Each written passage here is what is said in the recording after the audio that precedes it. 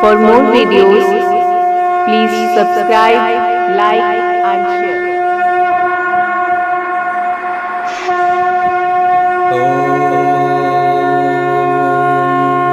दुर्गे नमः।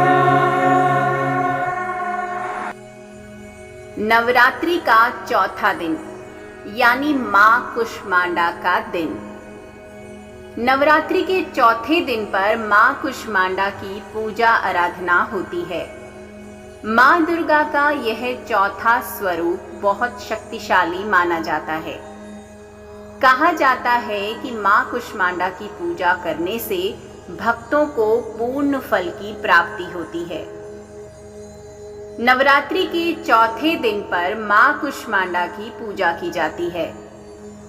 मां दुर्गा का यह रूप शक्ति को प्रदर्शित करता है, इसलिए उन्हें आदि शक्ति और आदि स्वरूपा के नाम से भी जाना जाता है। कथाओं के अनुसार अपनी मंद मुस्कान से देवी कुष्मांडा ने इस ब्रह्मांड को रचा था। मां कुष्मांडा अपने भक्तों के सभी दुखों को हरती है तथा उनके जीवन में सुख समृद्धि का वास करती है।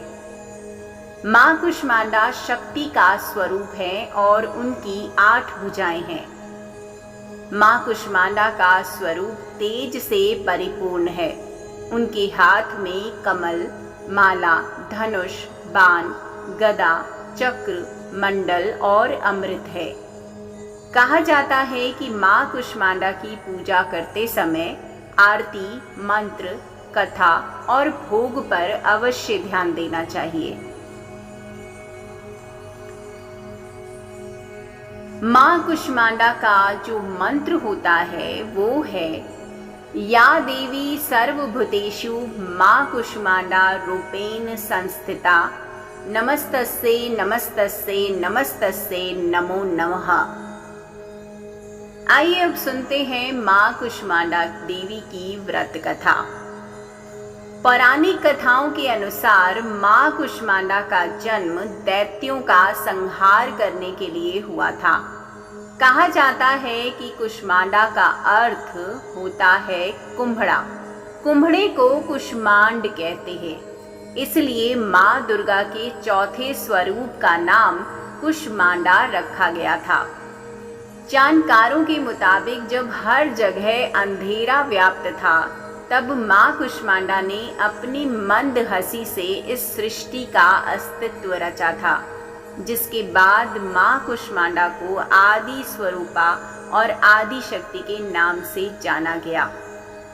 कहा जाता है कि सूर्य मंडल के पास के एक लोक में मां कुष्मांडा निवास करती हैं। जो भक्त नवरात्रि के चौथे दिन मां कुष्मांडा की विधिवत तरीके से पूजा करता है, उससे बल, यश, आयु और स्वास्थ्य की प्राप्ति होती है।